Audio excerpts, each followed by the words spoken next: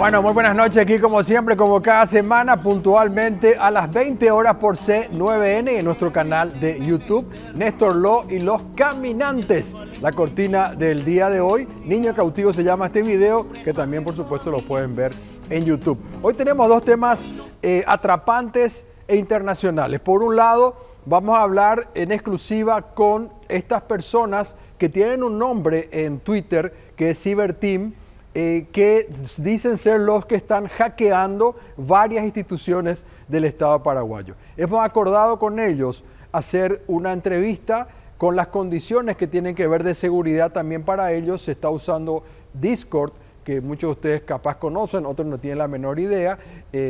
Utilizan mucho las personas que están involucradas en los videojuegos. Es como comunicarte con un amigo, casi como grupos de WhatsApp. Así me lo explicó uno de mis hijos, Kumar, que usa Discord. Y bueno, ellos me pidieron comunicarnos por esta vía, tomando las precauciones que ellos también quieren, por supuesto, para guardar su identidad.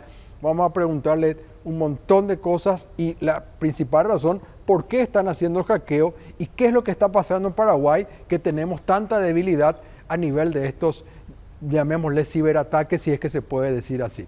Eso para arrancar. Y después vamos a tener el lujo, el privilegio, el honor de hablar con Pablo Iglesias, un investigador, un politólogo, un académico español, fue vicepresidente de España justamente, hoy en día marcando rumbos también en la comunicación a través de Canal Red, donde vamos a hablar de absolutamente todo lo que tiene que ver con Ucrania, Rusia, lo que está pasando en Europa, la OTAN, todas las cosas que por ahí no se hablan normalmente, porque Made in Paraguay intenta hacer esto, ¿no? Hablar de temas que no se desarrollan probablemente en otros programas o quizás con otro enfoque. Pablo Iglesias nos va a hablar de todo esto también. Y en el último momento del programa voy a hacer una editorial que hace tiempo lo quiero hacer, que me ha costado mucho realmente hacerlo por distintas razones, que tiene que ver con mi posición relacionada a lo que está pasando en Gaza y en Israel. Así que el programa no se lo pueden perder. Vamos a arrancar ya mismo entonces con Pablo Iglesias, una nota obviamente hecha por Zoom, y después nos metemos en los ciberataques y no se pierdan el editorial final. Entra un niño al Boejao con una señal del curuzú, 10 descalzos callos en la piel, buscando esperanza en el cohete. No le queda otra que vender frutas, un canasto de chipay a recorrer. El anhelo del niño cautivo se va deshojando con la tristeza de aquel que quiso crecer. Bueno, muy feliz de poder tener al querido Pablo Iglesias aquí para la audiencia de Paraguay. Estamos en el canal C9N, un canal de noticias líder del país con penetración nacional. ¿Qué tal, Pablo, querido? ¿Cómo estás? Un gusto, compañeros. Encantado de estar contigo y un saludo a todos los espectadores. Bueno, para los que por ahí no sepan, porque no todos saben por ahí quién es Pablo en este país, en los rincones del país, bueno, además de ser politólogo, fue ex vicepresidente en España, es director del canal Red, su casa es la Complutense de Madrid, digo bien, ¿no? De donde nació Podemos, esta organización que en alguna manera hizo una disrupción absoluta en la política española. Pablo, querido, yo quiero analizar contigo un poco cosas que acá en Paraguay no hablamos a profundidad, desde una mirada de, para mí, uno de los intelectuales más prestigiosos de habla en español que sos vos. Empezar por Rusia y Ucrania. Podemos empezar por ahí, ya hace 3 años de esta guerra, digamos. ¿Qué es lo que pasó ahí realmente desde la visión de Rusia, de Ucrania y europea? Bueno, la guerra ha tenido como primera consecuencia el sacrificio de cientos de miles de jóvenes ucranianos y rusos y un sufrimiento enorme para la población civil, para los civiles ucranianos y al mismo tiempo pues ha revelado el escaso peso internacional de la Unión Europea. La guerra ha servido para reforzar la OTAN que Macron llegó a definir como un zombie moribundo, ahora ha podido arrancar a sus socios europeos un compromiso de dedicar el 5% del PIB al gasto militar, lo que ya se está notando en Francia y se va a notar en todos los países en términos de desmantelamiento de lo que quedaba del estado del bienestar europeo. Y no podemos olvidar que la OTAN es una organización que tiene como jefe máximo a Donald Trump. Por otra parte, tenemos a Putin, una figura de derechas, que lleva a cabo una agresión ilegal y nosotros entendemos que lo que está ocurriendo es una pelea por la hegemonía mundial en la que Estados Unidos pues, tiene claro que Rusia es un primer rival para un enfrentamiento ulterior con quien será su gran rival, que es China. Es verdad que hubo digamos, muchas hipótesis de que la llegada de Trump al poder podía implicar una aceleración de un proceso de paz negociado.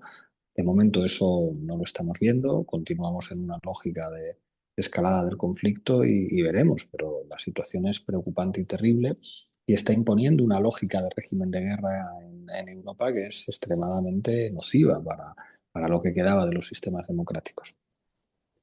Interesante explicar también lo de la OTAN desde la visión de Rusia y Ucrania, ¿no? Porque Rusia es como que dice, ustedes se me acercaron demasiado, no debería de haber sido así, y Ucrania que quería formar parte de la OTAN y de la Unión Europea. No.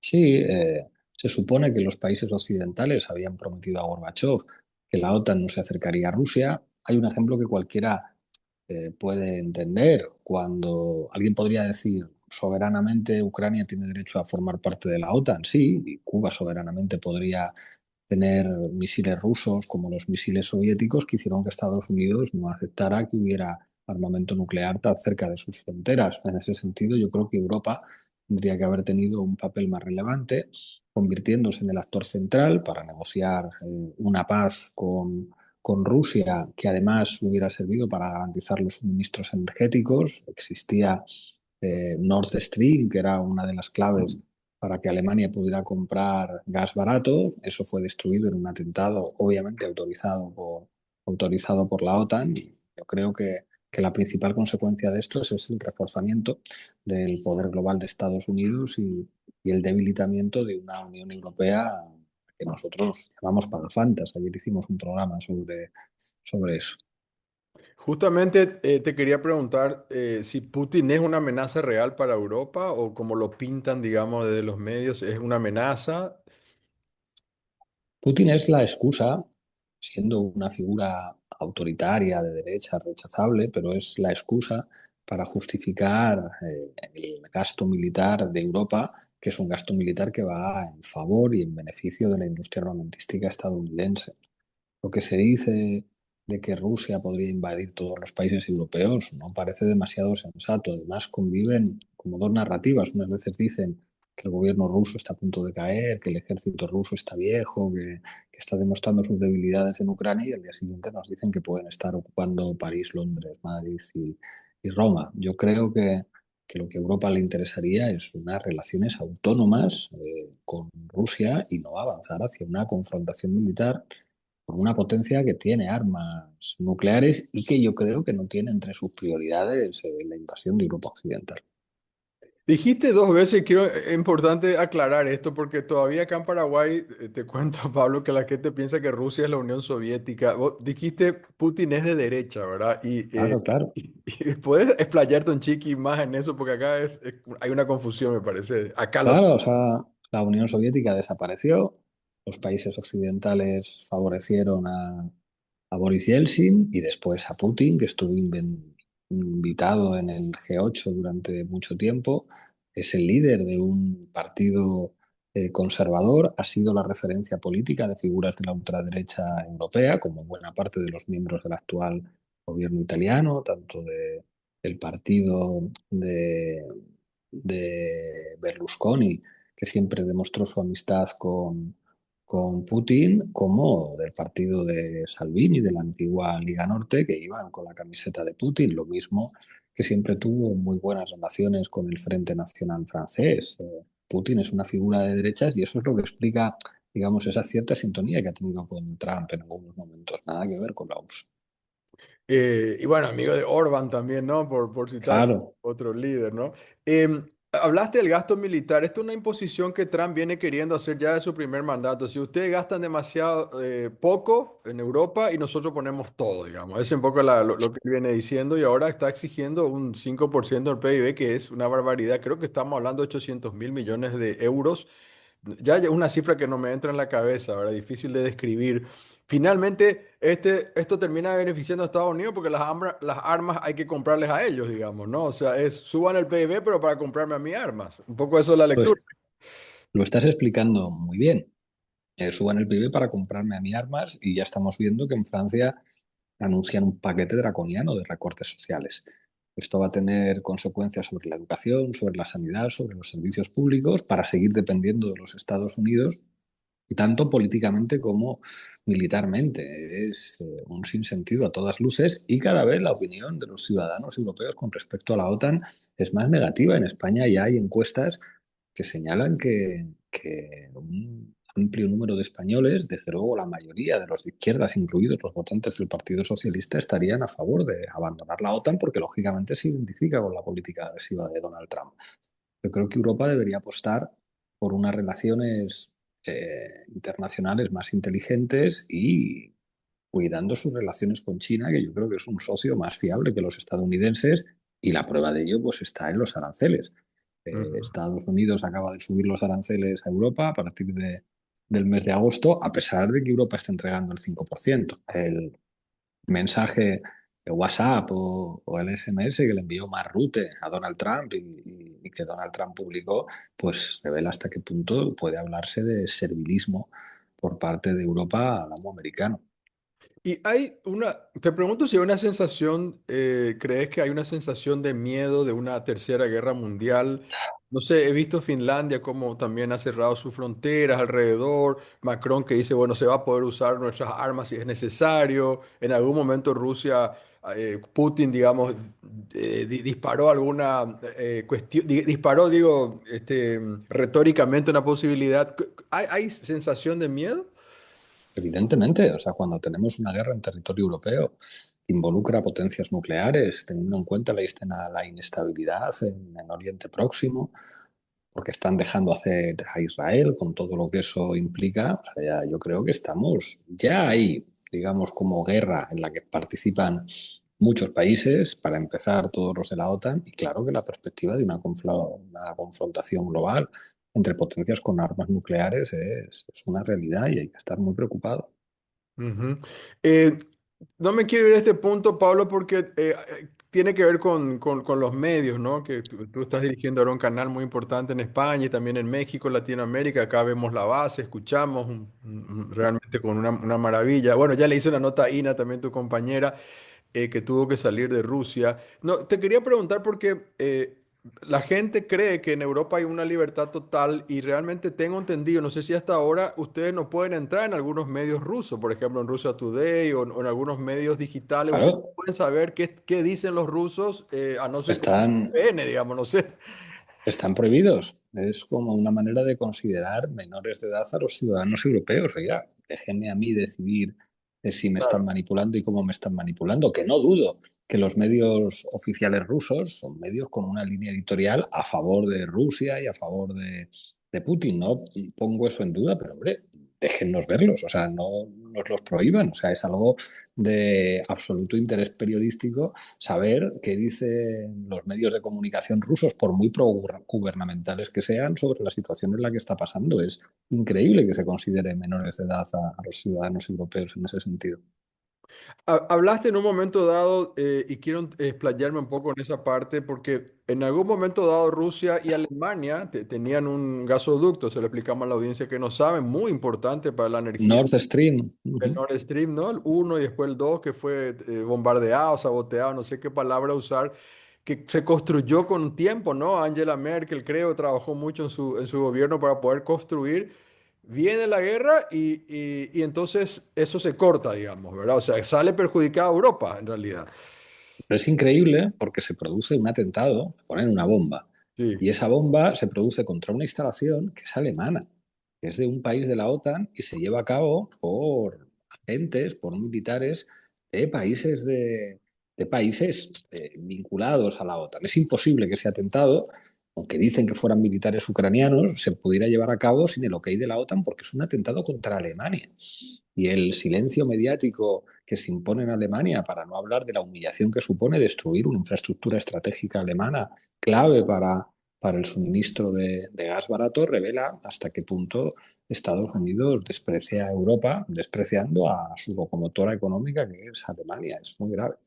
Porque además llega a explicar también, Pablo, que es muy importante, no solamente para la industria alemana, digamos, poderosísima en Europa, la número uno, sino también de ahí va a otros países europeos, digamos, y esto cómo afecta económicamente al resto. Correcto, es exactamente así, exactamente así. Ujú. Y es muy grave porque eso hace que ahora en Europa haya que comprarle el gas a Estados Unidos. O sea, es tan escandaloso, tan escandaloso. Sí, y ¿es posible una Europa tomando decisiones propias o siempre tiene que estar subordinada a a los intereses de Estados Unidos en todos estos conflictos? Últimamente mucho más, porque esa dinámica de régimen de guerra y la inexistencia de un sistema de defensa europeo autónomo hace que el peso político de la OTAN cada vez sea mayor, hace que sus imposiciones económicas pues, vayan a definir la recesión o la crisis económica en Europa, con la destrucción de los estados del bienestar. La subordinación a Estados Unidos es cada vez mayor, a pesar de que Estados Unidos nos humilla permanentemente, desde la amenaza de anexión de Groenlandia, que se supone que estaría bajo soberanía de Dinamarca, un país de la Unión Europea, hasta los famosos aranceles, hasta la compra de material militar estadounidense por parte de un país que desprecia abiertamente el derecho internacional y por su parte Europa, que se presenta a sí misma como valedora de los derechos humanos, pues por ejemplo con el genocidio israelí en Gaza no han hecho absolutamente nada, que es algo pues también enormemente grave. ¿Y qué debería hacer Europa para tener esa mayor independencia? Digamos, ¿cuál es tu planteamiento, Pablo? Digamos, ¿cómo hacer una Lo Europa? primero, lo primero, voluntad política de tenerla. Y a partir de ahí, Europa tiene un enorme potencial económico y pues seguramente Europa tendría que construir un ejército europeo. Existe un arsenal nuclear francés, que eso siempre es una garantía del respeto a la soberanía y debería tener una voluntad de ser efectivamente un actor independiente. Pero claro, inicialmente la incorporación de un submarino estadounidense como era el Reino Unido al proceso de construcción de la Unión y después una expansión hacia el este, donde buena parte de esas repúblicas exsoviéticas eran firmes partidarios de los Estados Unidos y de la OTAN, pues claro, ha convertido a la Unión Europea en un actor fácilmente manipulable y manejable por los Estados Unidos. Ujú. Y ante esta situación, digamos, mencionaste un poco lo de China. En Europa también había un sentimiento, por lo menos lo que yo leo, anti-China, digamos, ¿no? Que los autos eléctricos, que esto, que aquello. Viendo esta debacle de aranceles, digamos, ¿se está pensando en Europa en ser un poco más, no sé si es la palabra inteligente o estratégico, de decir, che, no está mal que seamos socios de China, digamos? Eso le interesaría a Europa, por lo que representa a China como socio comercial. Lo que pasa es que los Estados Unidos no lo van a permitir. Y yo no descartaría que en los próximos tiempos haya campañas contra China alentadas de alguna manera por los intereses estadounidenses. Los Estados Unidos, en última instancia, yo creo que asumen de manera muy desacomplejada que China es su enemigo y que caminamos hacia algún tipo de confrontación que tarde o temprano se va a dar en términos geopolíticos. En el caso de China acá, bueno, Paraguay, vos sabés que el único país que tiene relaciones con Taiwán, y es increíble el sesgo que hay con China, es brutal, impresionante como la gente, y sin embargo Paraguay es el país que más le compra, al país que más le compra es a China, digamos. Nosotros importamos de China 5.000 millones de dólares al año y le vendemos nada. O sea, es una cosa increíble y bueno, y parece ser un socio confiable en el sentido que uno no le ve a China, digamos, colocando su armamento fuera de China o bases militares chinas en Europa o bases Correcto. en África, no sé. Completamente. Yo creo que además cada vez hay más ciudadanos que, aunque pues, es evidente que China no es una democracia y que no es un Estado democrático, pero que entienden que como actor internacional es mucho más fiable y mucho más partidario de la paz y la estabilidad que los Estados Unidos, y en general como socio comercial, pues no interfiere en la política interna de los países. Yo creo que cada vez es más evidente que es un actor preferible en tanto que potencia hegemónica a lo que representan los Estados Unidos. No, no me quiero ir de Europa porque quiero tocar un poco de Latinoamérica, Pablo, en el otro bloque, pero te quería preguntar primero por este rebrote de los, de los partidos políticos de ultraderecha que hay en Europa. ¿Cómo se puede explicar eso de una Europa que era nuestro ejemplo mundial, de pensar en Bueno, esa yo etapa, creo que, digamos? que responde a una dinámica global. O sea, en el mundo de Donald Trump y Milley, pues es lógico que ese tipo de ideas, en su complejidad, en su diversidad, pero emerjan, se desarrollen y ganen poder político. Y en el caso de Europa, pues tenemos a la ultraderecha gobernando en Italia, tenemos a la ultraderecha gobernando en Hungría y la tenemos en posiciones cada vez más fuertes y más preocupantes en España, donde están cerca de gobernar el Partido Popular y Vox, en Alemania, con Alternativa por Alemania creciendo y los socialdemócratas hundiéndose. Y en Francia, pues también esa amenaza de la extrema derecha está presente. Y en más países, lo acabamos de ver también en Portugal, donde la extrema derecha pues es la segunda fuerza política del país detrás de una fuerza de derechas. Yo creo que eso también tiene que ver con que la izquierda está perdiendo una batalla ideológica y cultural que es absolutamente crucial y a mi juicio, pues esa resistencia de tipo ideológica solo está logrando avances importantes en América Latina, en algunos países de América Latina, donde la izquierda sigue teniendo responsabilidades de gobierno. Claro, pero por qué conectan con ese mensaje anti-inmigración? ¿Por qué conecta con la gente, digamos? Y sobre todo con la gente joven y creo que más, más varones que mujeres, digamos. ¿Por qué conecta tanto Sí, el discurso, sea, digamos? creo que por una parte las ultraderechas trabajan muy bien los nuevos espacios de socialización política, como son las redes sociales, en particular las redes sociales para jóvenes. Creo que tienen una sobrerepresentación mediática enorme. El antifeminismo es un agregador muy importante entre los jóvenes, son también la expresión reaccionaria de una reacción, valga la redundancia, a los avances del feminismo. En países donde la seguridad es efectivamente un problema, digamos, esos discursos funcionan. Tenemos el caso de El Salvador con Bukele, pero digamos que esos discursos funcionan muy bien en América Latina y, ojo, también en Europa. En España, donde tenemos ahora mismo el menor nivel de criminalidad de toda nuestra historia y el mayor número de migrantes, la ultraderecha sigue hablando de los migrantes como un problema de seguridad pública. Ojo, cuando tenemos menos delitos que nunca en España y más migrantes que nunca en España. De hecho, lo que diría la estadística, si quisiéramos hacer una interpretación divertida, es que a más migrantes, menos inseguridad. Sin embargo, la ultraderecha juega con el racismo, que es un motor irracional del fascismo, que es enormemente eficaz a nivel político en España, en Europa y en muchísimos países. Estuvimos viendo en Murcia algunas acciones justamente. ¿Qué está pasando en Murcia? Vimos gente golpeada. Pues el desarrollo del modus operandi de la extrema derecha. Se produce una agresión Ujú. a un señor anciano español, no se sabe por quién, se sabe solamente que fue una persona y no se sabe quién es. Y Mm. parece que, según avanzan las investigaciones, parece que esa persona no es ni siquiera de ese pueblo. Pues a partir de ahí aparecen dos noticias falsas. La publicación de los rostros de 5 jóvenes migrantes a los que se acusa de ser los autores de una paliza multitudinaria a un señor al que solo agredió una persona que no se sabe quién es.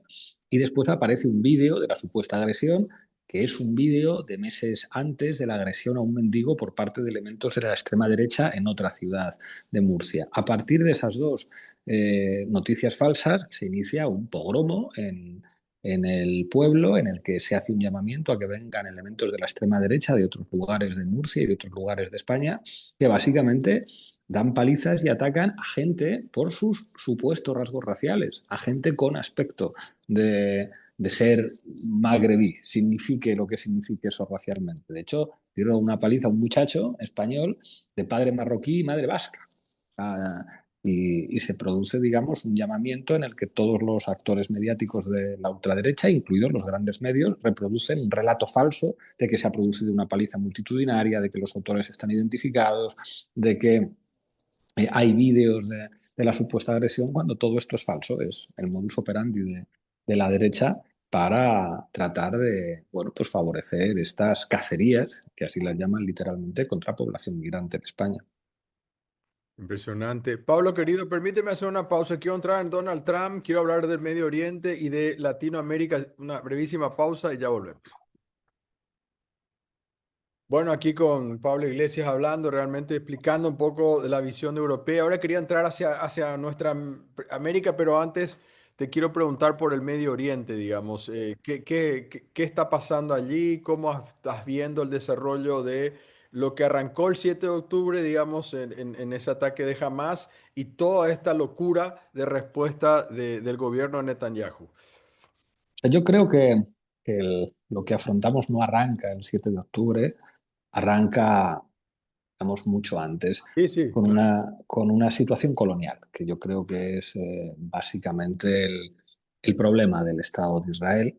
Y Ujú. algo además que yo creo que condena a Israel a una derechización que es muy difícil que termine. Es muy difícil que digamos, un país que nace como una democracia de colonos, como una democracia pero solamente para los ciudadanos israelíes, al tiempo que se está produciendo una ocupación de territorios y violación de derechos humanos de otra población, pueda, digamos, caminar hacia un lugar sensato. Y creo que ahora estamos ante un plan histórico de la ideología que domina Israel, que es el sionismo, que es algo que no tiene nada que ver con el judaísmo. De hecho, hemos visto que lo que está ocurriendo ha movilizado a comunidades judías en todo el mundo que están diciendo, oigan, no en mi nombre. Ser judío no quiere decir ser sionista, ser judío no quiere decir defender las razones del Estado de Israel. Y creo que estamos ante una situación enormemente peligrosa. Enormemente peligrosa no solo por lo que representa una política de limpieza étnica en la que ya el gobierno israelí no disimula que su objetivo es vaciar Gaza. O sea, que su objetivo es crear pues, un gueto en Rafah que recuerda al gueto de Varsovia y que ese sea el puente para eliminar o bien obligar a marcharse de allí a todos los palestinos de la franja de Gaza y que el proyecto político es pues, incorporar a lo que los sionistas llaman Judea y Samaria a las fronteras del Estado de Israel. Además de lo que supone esto en términos de violación de derechos humanos, a mi juicio hay un problema de tipo regional y es que estalla la guerra. Israel no ha dejado de atacar a Líbano y a Hezbollah, no ha dejado de atacar también a Irán. Acabamos de ver un ataque que es difícil de entender al gobierno yihadista que fue apoyado por Israel y por los países occidentales en Siria. Claro, eso está generando una situación que hace que el sentimiento de las poblaciones árabes en todo el mundo vaya creciendo, incluso en países árabes que son amigos de Israel. Estoy pensando en Egipto, estoy pensando en Arabia Saudí, estoy pensando en Marruecos. Claro, el peligro que eso representa para la región, yo creo que es terrible. O sea, que la Tercera Guerra Mundial puede empezar en Ucrania, pero puede empezar también en Oriente Próximo, porque Estados Unidos, además, que es el único que podría parar los pies a Israel, actúa como su principal aliado. Que estemos viendo además como una transición de la propia democracia para colonos en Israel a un sistema autocrático en el que Netanyahu utiliza sus acciones militares, digamos, para, bueno, pues para sacar adelante los presupuestos en el Parlamento israelí, para condicionar a los jueces frente a los que tiene que comparecer en Tel Aviv, pues creo que hablamos de una situación enormemente peligrosa. Y mencionaste los países árabes, quería eso ampliar un chiquitito contigo un poco más, porque anteriormente yo veía que había como un bloque árabe mucho más fuerte apoyando a los palestinos. Sin embargo, ahora no se ve así, digamos, ¿no? Bueno, ahí hay una pieza fundamental que es Arabia Saudita, que acaba también de comprar miles de millones de armamento a Estados Unidos, digamos. ¿Por qué no le están apoyando todos, digamos, como antes?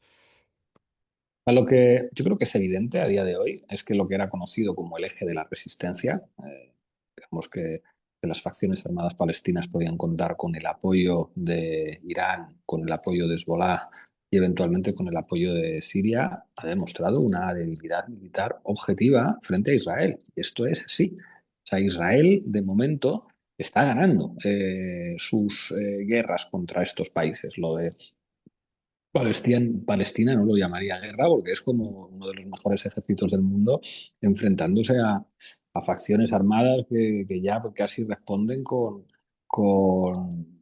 armamento de fabricación casera. Pero claro, el problema es hasta dónde se puede llegar. Es evidente que a Irán no le interesa un enfrentamiento militar con Israel, pero ¿qué alternativa le está quedando a Irán?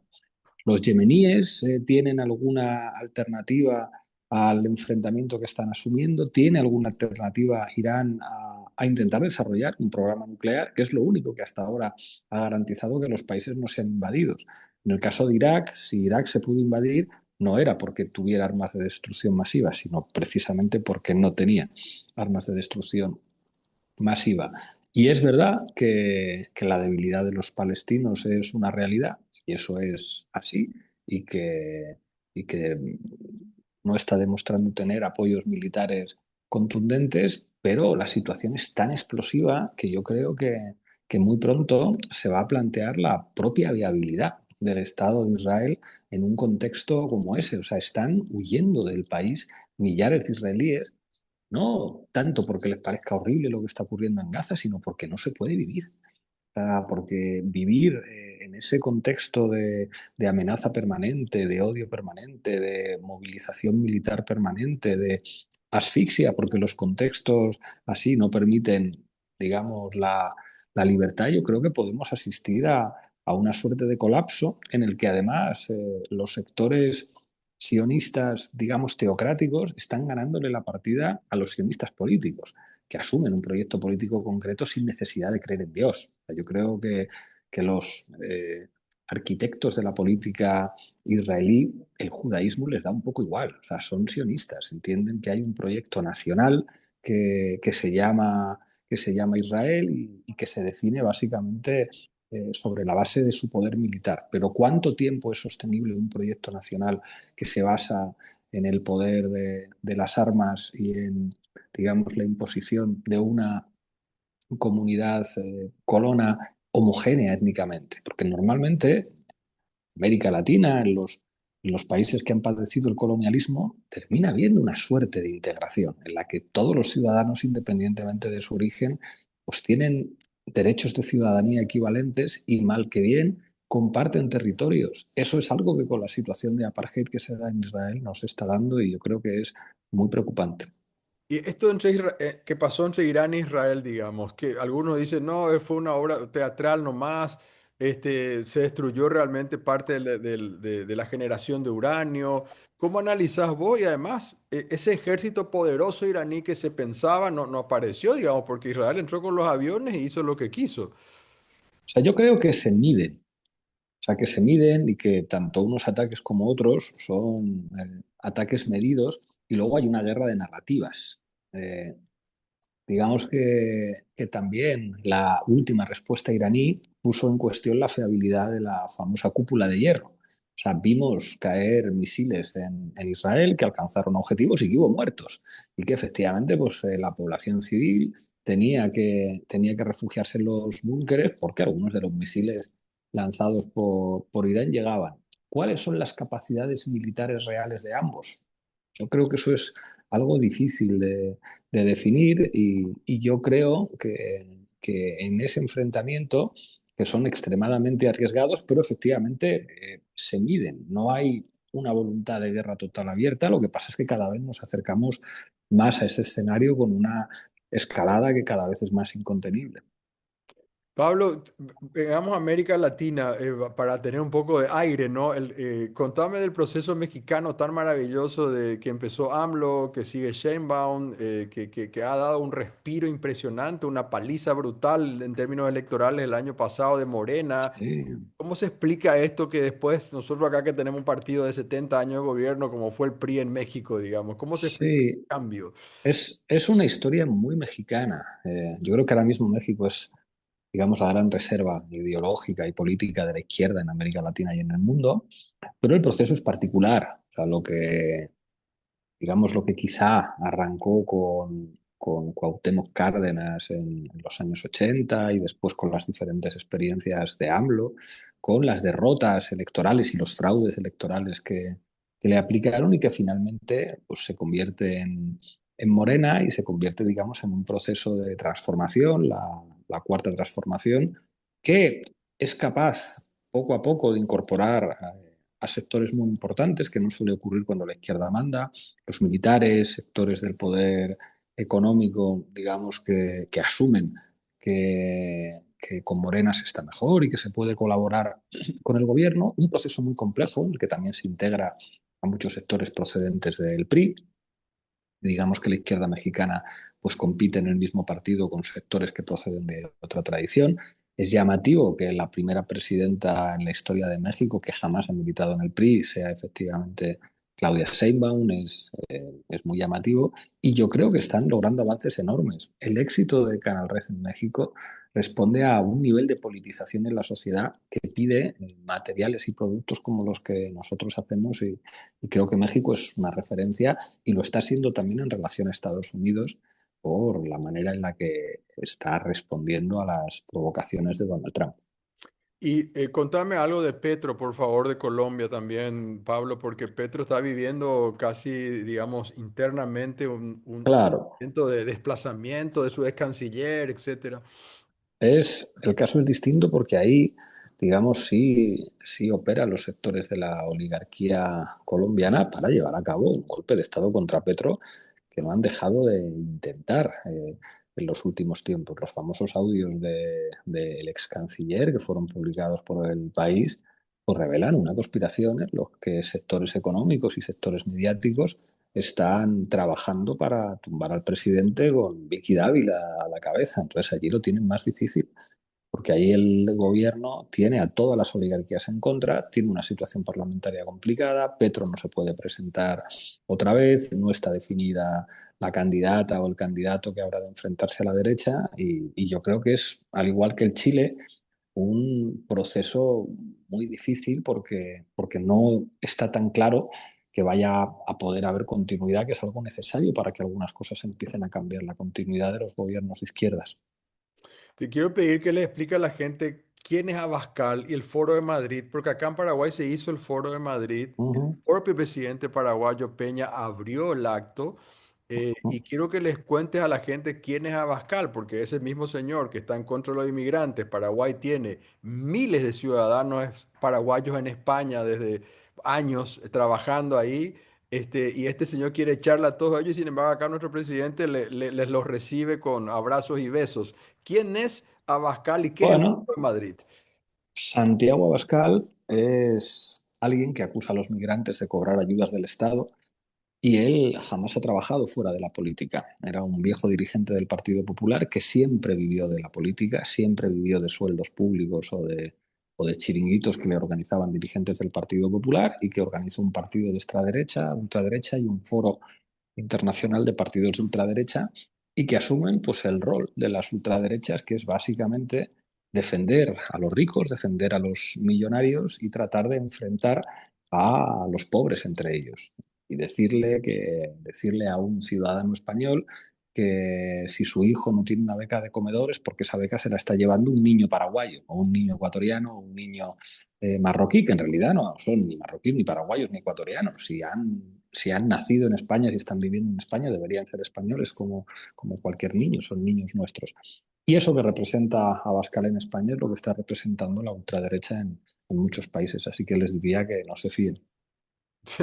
No, fue llamativo que lo reciba el propio presidente, ¿no? Porque, pero bueno, y en el caso de Argentina, ¿cómo estás viendo el proceso de Milei, digamos, verdad? O sea, Con no, mucha preocupación por la forma en la que están destruyendo lo poco que quedaba de Estado argentino, lo poco que quedaba de instrumentos estatales para atender a la gente, lo que está ocurriendo con la sanidad, con la educación en Argentina es espantoso. Es espantoso, ojalá lo tumben pronto. y porque ellos, bueno, hablan de que bajó la inflación, el dólar está estable, pero bueno, han perdido realmente muchísimos empleos. Hoy Buenos Aires o Argentina es más caro que España, digamos, ¿no? Es más caro que España y además, si tienes un cáncer, una enfermedad, un problema y no tienes dinero, no te van a tratar en los hospitales. Eso es terrorismo. Dos cositas finales. El Trump 2.0, ¿cómo lo estás viendo en comparación a su primer periodo?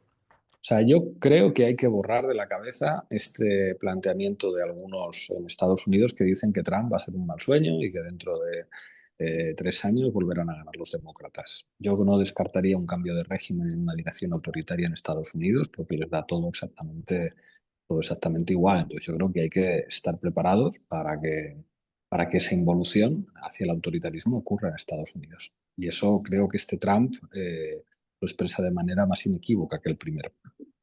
Y este amor-odio con Elon Musk, digamos, que se veía venir que en algún momento iba a pasar, digamos, no sé si tan rápido, pero ¿crees que Elon Musk puede influenciar algo en los republicanos con todo su O poderío sea, económico y etcétera? yo creo que esto vuelve a poner el acento en la superioridad de los chinos, que al fin y al cabo tienen instancias colectivas para tomar decisiones que vayan en el interés de un Estado, de un proyecto, y que sin embargo este gobierno de multimillonarios lunáticos que hay en Estados Unidos, de señores con enfermedades de ego, enormemente problemáticos, enormemente vanidosos, nos está poniendo en una situación muy peligrosa a todos. Es decir, que dos chalaos como Elon Musk o Donald Trump puedan acumular tanto poder es algo que nos recuerda a esta película de Don't Look Up, No mires arriba, en la que está llegando un meteorito y nadie quiere asumirlo y verlo. Pablo, agradeciéndote y ahora te voy a preguntar algo que fuera de contexto de lo política. Yo sé que te gustan mucho las series y las películas, que ¿hay algo que estás viendo últimamente que Sí, estaría bueno recomendar? estoy viendo una cosa, llevo 3 capítulos, se llama Bodies, lo han traducido como cadáveres en España. Es una Ajá. serie sobre una serie de asesinatos que se producen en Whitechapel, en el barrio de Londres, en diferentes momentos históricos, en el siglo XIX, en el siglo XX y en el siglo XXI. Entonces son como policías de las diferentes épocas que interactúan porque parece que hay uno de los personajes que puede viajar en el tiempo y estoy muy entretenido con eso. Llevo poquito, pero me tiene entretenido. Y luego estoy viendo también Narcos México, que es así una película, una serie gringa, pero está entretenida también. Pero la de Narcos viene como con varias temporadas, diferentes Sí, momentos. sí, ¿Lo estás eso empezando de es. cero, La digamos? estoy, lo estoy empezando de cero, que empieza con, ¿cómo se llama? Con el sinaloense que se va a Guadalajara, a Jalisco. Miguel, ¿cómo es? ¿No es el Chapo Guzmán? No, no es el Chapo. No, Ah, es el Chapo Guzmán trabaja para él, es un anterior al Chapo Guzmán. ya, Es Miguel Gallardo, no me acuerdo, no me Miguel acuerdo. Ángel Luis Gallardo, algo así. Ajá. Y no te pierdas la de Menem, que está, no sé si ya lo empezaste a ver, pero la serie Ya está, he está oído hablar, interesante. me la quiero ver, me la quiero ver. Muy bien hecho por Svaraglia, el actor, increíble la personificación y todo lo que está pasando ahí. Pablo, Qué querido, bueno. muchísimas gracias por tu Compañero, tiempo. Seguimos el Canal Red, le invitamos a la gente a ver Canal Red por YouTube, tanto la versión Latinoamérica como España, así que muchas gracias por todo. gracias, compañero. Un abrazo fuerte. Un Chao. abrazo, gracias, querido. Hasta luego. Nosotros hacemos una breve pausa y ya volvemos.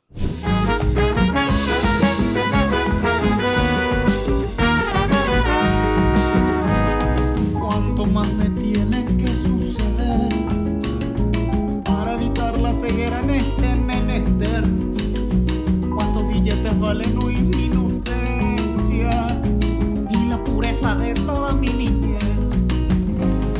Hoy no queda otra que vender frutas, un canasto de chipaya a recorrer. Bueno, muy bien, como habíamos explicado, tenemos aquí la posibilidad de hacer la entrevista con las personas que a través de unas cuentas que ya se han publicado en los medios de comunicación de Paraguay han entrado en las instituciones del Estado.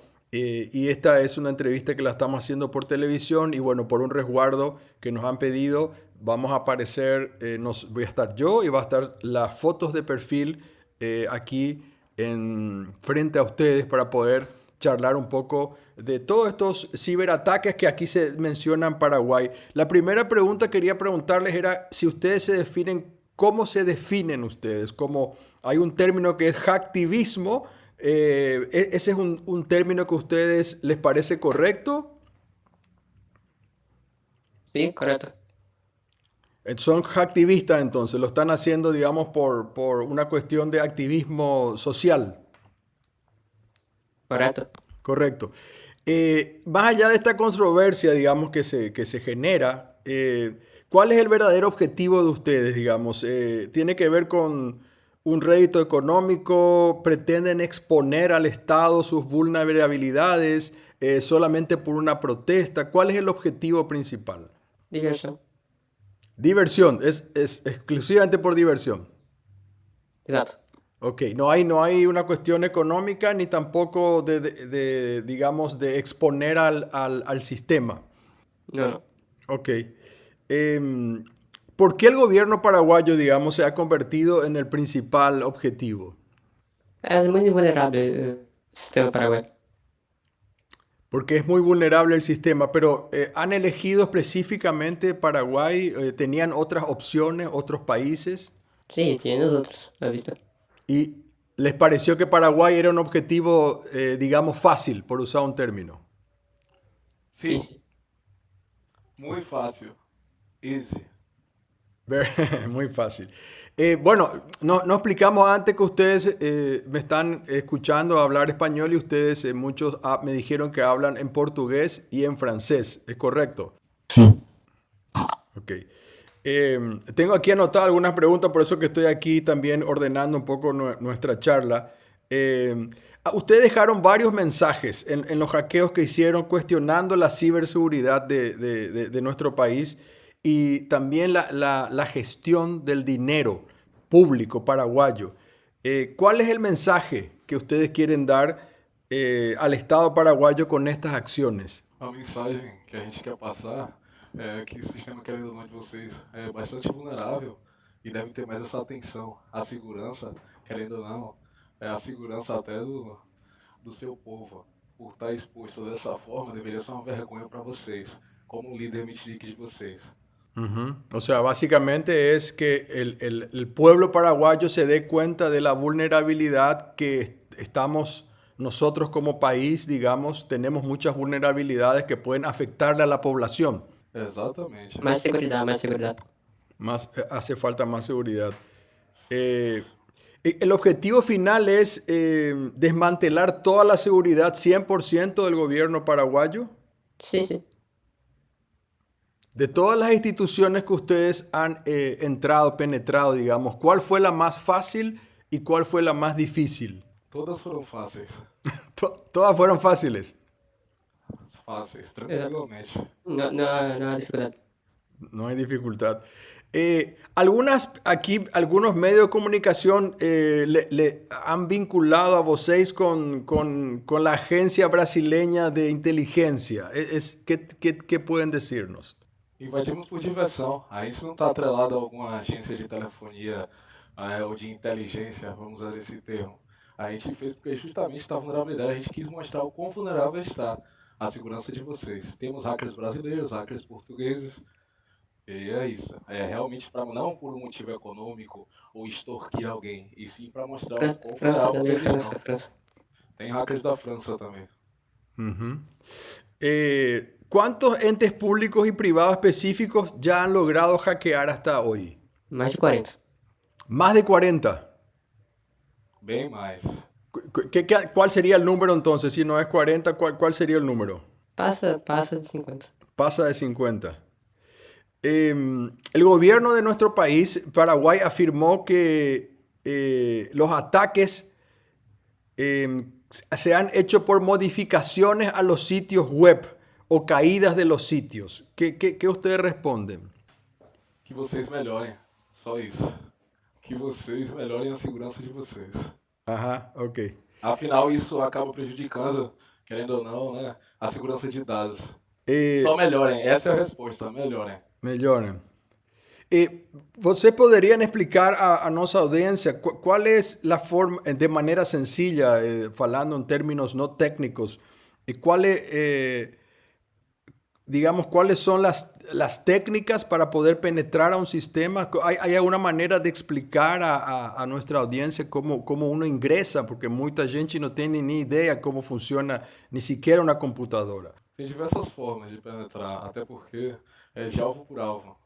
Não é simplesmente o mesmo alvo ou um alvo diferente não vai ter a mesma vulnerabilidade.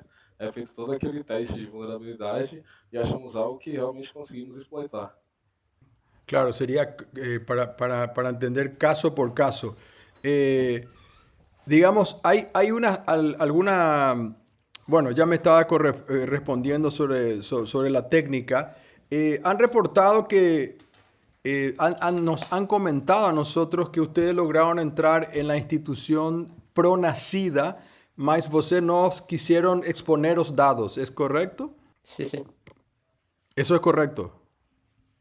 correcto. Correcto. Bueno, entonces para aplicar a la gente, bueno, han ingresado al sistema de Pronacida y ellos han preferido no exponer estos datos, cosa que es muy importante realmente porque Sí, son datos muy sensibles, ¿no? totalmente. Son datos muy sensibles, ¿no es cierto? Entonces, Exatamente, também não faz sentido falarmos das vulnerabilidades que foram exploradas. Ué, se o técnico de vocês que tem que fazer essa correção, fazer essa análise, não nós. claro. Desde la perspectiva, digamos, de vocês, ¿cuáles son las fallas a nivel de higiene de digital o no sé cómo se fala, de higiene de ciberseguridad que tiene el gobierno paraguayo? ¿Cuáles son las fallas más graves? Si podemos hacer así como un ranking, ¿cuáles son las fallas más complejas? Não faz sentido falarmos as falhas que tem. Isso que tem que explorar é vocês e resolver, não a gente.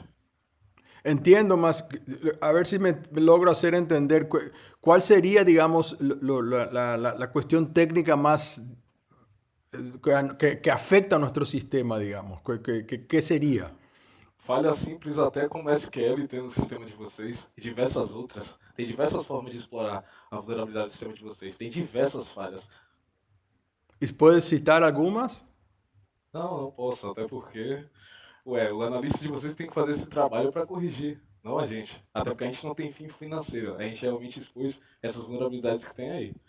Não faz sentido a gente colocar a rota ou falar a rota para o público que a gente explorou. Não Ya. faz nenhum sentido isso. Está. Ok.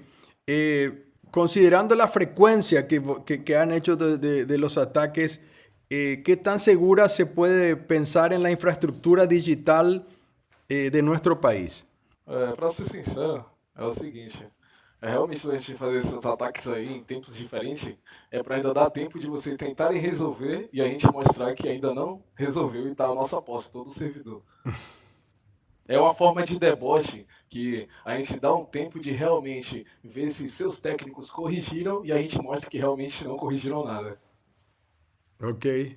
Para poder explicar a la audiencia, bueno, han hecho con diferentes tiempos para que nuestros técnicos puedan solucionar el problema y no lo han hecho y lo vuelven a hacer y lo vuelven a hacer y nosotros estamos absolutamente desnudos, por usar un término, ¿no? de esto. ¿Qué opinión les merece la medida de seguridad que han intentado hacer los organismos nuestros para prevenir estos ataques? ¿Son solamente una fachada o demuestran algo de conocimiento hasta el momento, hasta ahora? Fachada.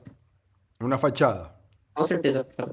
Es decir, no hemos logrado absolutamente nada. Mesmo que vocês acham, ou o técnico de vocês pensem que corrigiu justamente esse tempo aí de ataque, ¿Cuál es el impacto que ustedes piensan que tienen sus acciones a nivel institucional como gobierno y a los usuarios, no solamente al gobierno, sino a los usuarios comunes? bom, se o técnico de vocês não conseguem proteger nenhum site do governo de vocês, quem dirá o povo?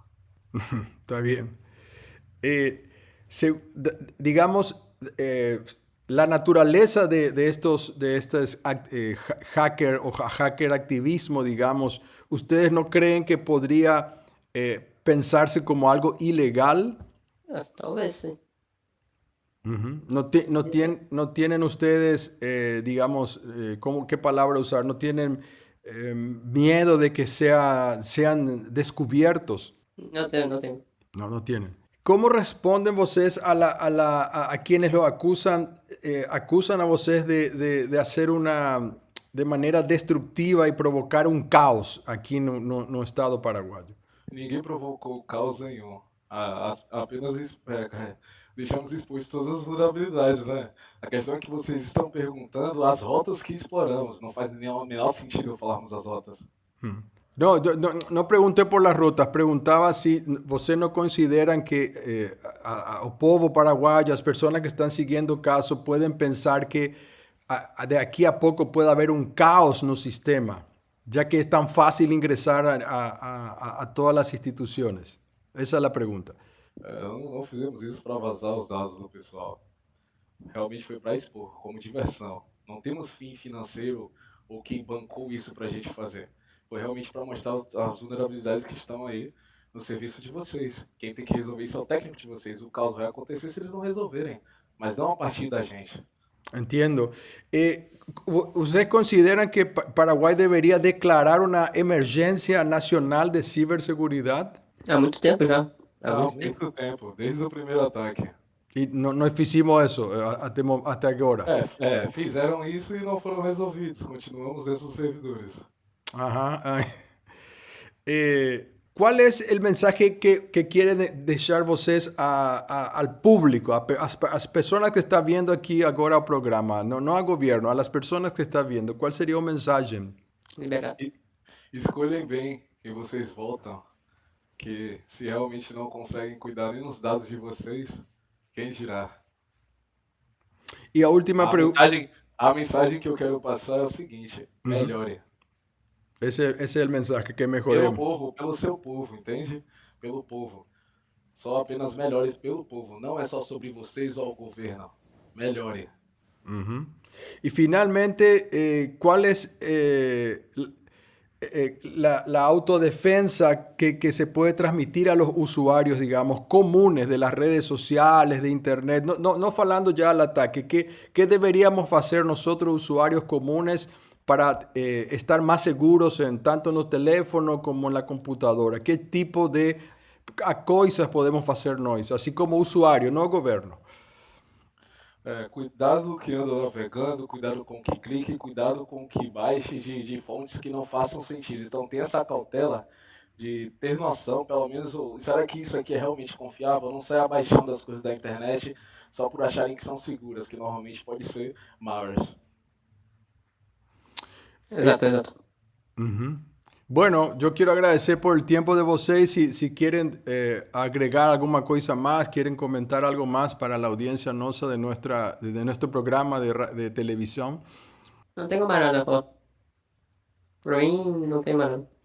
¿Alguien más quiere decir algo más a nuestra audiencia, por favor? Melhore. Apenas isso. Não, nada. Ese es el mensaje. Mejoren el sistema. Ese finalmente es el mensaje. Sim. Afinal, se até o sistema do governo de vocês está vulnerável, quem dirá os outros sistemas que vocês usam para hospedar coisas que realmente o povo usa. Serviços que vocês vendem aí.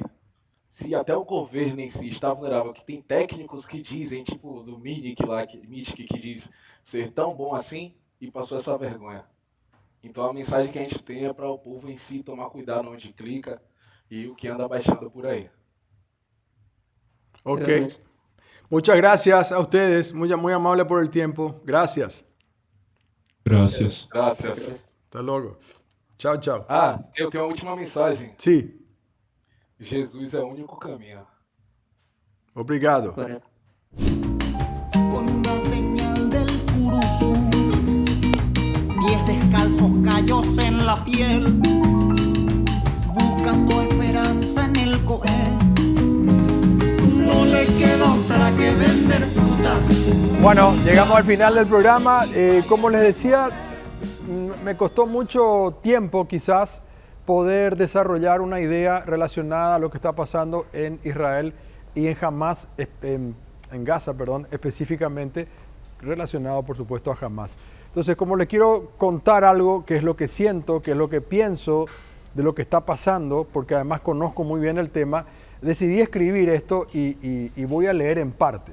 Tengo acá una pantalla, voy a ir leyendo de manera natural y les cuento que lo quiero hacer así para no perderme ninguna palabra de la que he desarrollado antes de poder presentarles este editorial. El ataque del 7 de octubre de 2023, Israel vivió el más brutal ataque de su historia reciente. Grupos armados de una organización llamada Hamas cruzaron la frontera en Gaza y perpetraron una masacre sistemática contra civiles en el sur de Israel. Entraron a casas donde asesinaron a sangre fría a familiares enteras, incluidos bebés, niños y ancianos. Algunos fueron ejecutados frente a sus seres queridos, otros fueron quemados vivos en sus propias casas se difundieron imágenes de niños encerrados en jaulas como parte de una campaña de terror y humillación. En paralelo, atacaron una fiesta musical electrónica al aire libre donde miles de jóvenes estaban celebrando la vida. Allí asesinaron y secuestraron a decenas, separaron a mujeres y más de 250 fueron secuestradas, la mayoría civiles.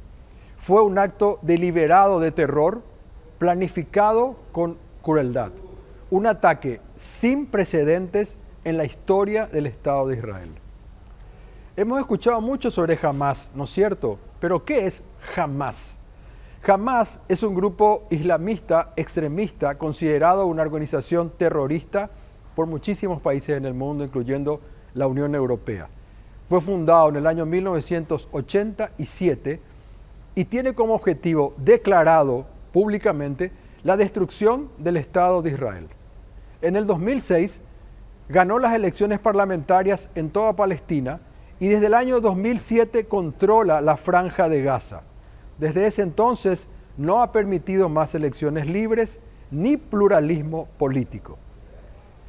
Utiliza la infraestructura civil como hospitales, mezquitas, escuelas para fines militares y ha usado su propia población como escudo humano. Hamás no representa a todos los palestinos, pero impide que exista una alternativa democrática en Gaza. La respuesta de Israel al ataque. Israel respondió militarmente. Tenía y tiene el derecho de defenderse, de intentar rescatar a sus rehenes y de neutralizar a un grupo terrorista como Hamás. Eso no está en discusión. Pero lo que hemos visto en estos meses ha superado el límite de lo ético y lo humanitario. Según Naciones Unidas y fuentes médicas, más de 38.000 personas han muerto, al menos 17.000 eran niños.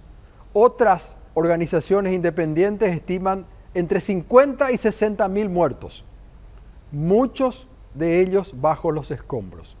Cada día, literalmente cada día vemos decenas de muertos civiles, niños, mujeres, bebés, ancianos que caen sin entender por qué. Gaza hoy es una zona arrasada. Hospitales, escuelas, universidades, centros de ayuda humanitaria, todo ha sido bombardeado. No hay agua, no hay electricidad, ni atención médica. La población está al borde del colapso físico y psicológico.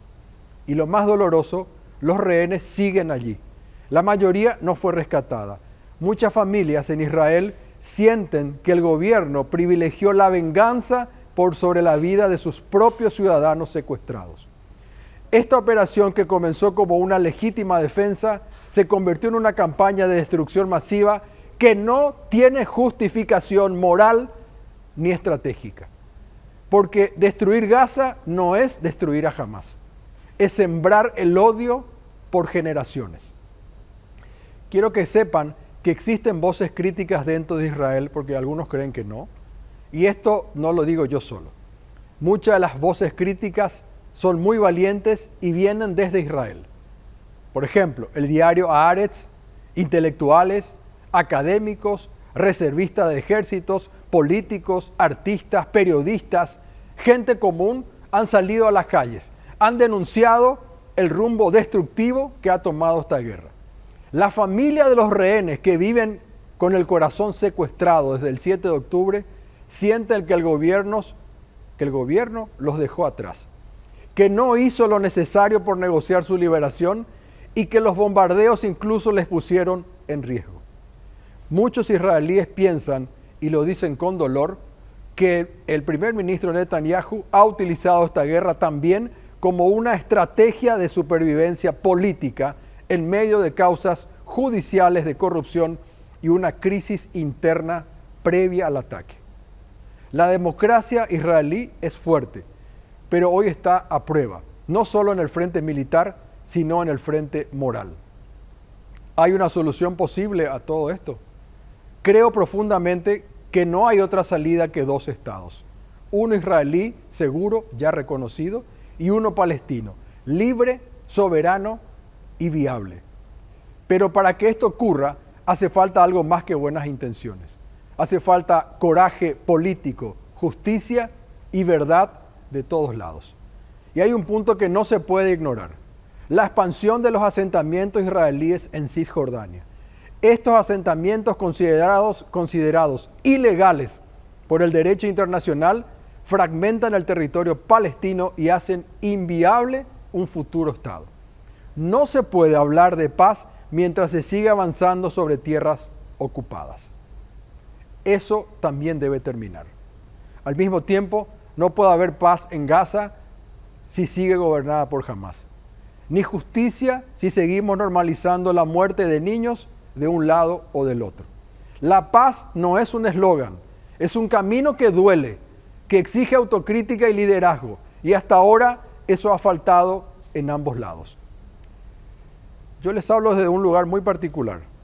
Me he formado dentro de la comunidad judía, y por eso creo que el nunca más que decimos nosotros se debe aplicar para todos los pueblos. No se puede justificar lo injustificable. No se puede mirar para otro lado frente al sufrimiento de miles de inocentes. No se puede permitir que el dolor de uno se convierta en el permiso para matar a otros. Decir esto no es estar en contra de Israel, es estar a favor de la vida, a favor de la paz, a favor de un futuro donde los pueblos puedan existir sin miedo, donde estos dos pueblos, Israel y Palestina, los que creemos en la paz, tenemos que hablar, aunque incomode, aunque duela, porque si nos quedamos callados ahora, entonces ¿qué? ¿Cuándo? ¿Y ante qué? Buenas noches. Hoy mi anhelo de niño cautivo se va deshojando. Ya me falta poco para en las drogas perdidas.